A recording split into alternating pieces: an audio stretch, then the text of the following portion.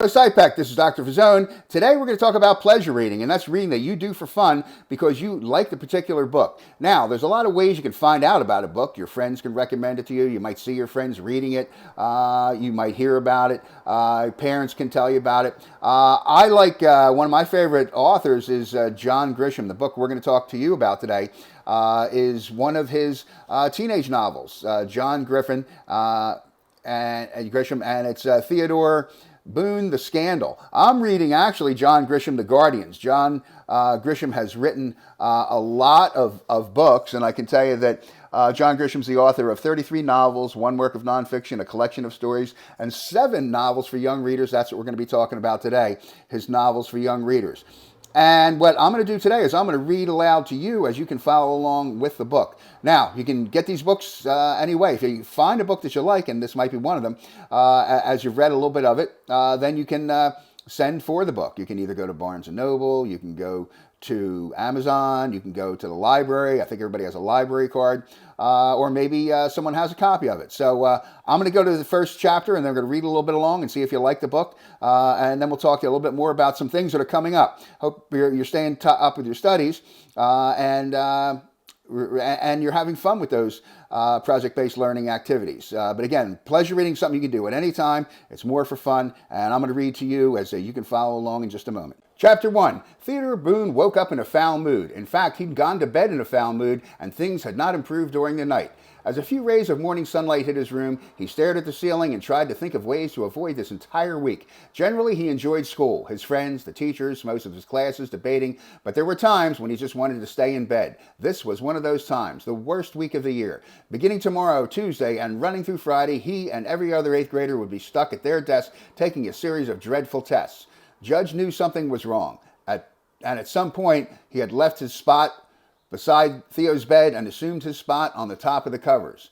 Mrs. Boone frowned at the idea of the dog sleeping in Theo's bed, but she was downstairs having her quiet time with the morning newspaper and wouldn't know, or would she? Occasionally she noticed dog hair on the covers and asked Theo if Judge was sleeping with him. Most of the time, Theo said yes, but quickly followed the admission with the question, what am I supposed to do? He couldn't watch the dog while Theo, was sound asleep, and to be honest, Theo didn't really want the dog in bed with him.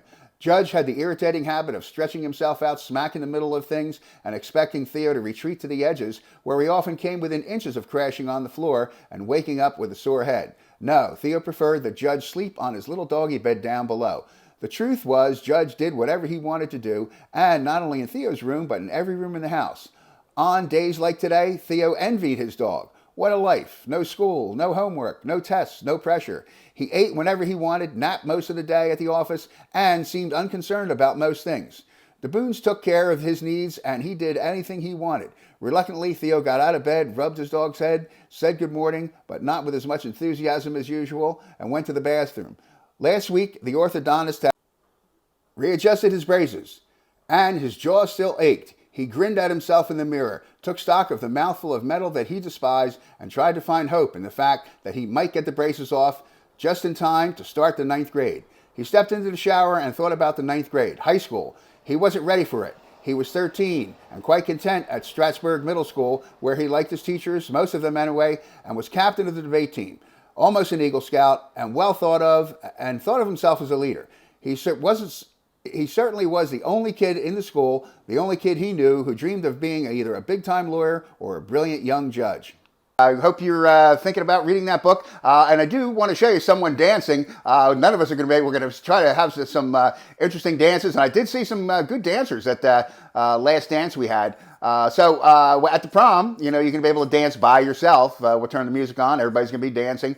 We're going to kind of have a Zoom kind of prom. And I'm going to show you Fred Astaire with Rita Hayworth. Everybody thinks of Fred Astaire with Ginger Rogers. But according to Fred Astaire, his favorite dance partner was Rita Hayworth, and I'm going to show you this video. It's Louis Prima had originally done the music to this, but this is a song by Jackie Wilson, Your Love's Lifted Me Higher and Higher. But you can see Fred Astaire throwing Rita Hayworth up into the air, kind of like they were skaters. I just find it's pretty interesting. So enjoy the song, enjoy the video, pick out a book to read. Books are fun. Talk to you soon. Enjoy the song. Bye-bye.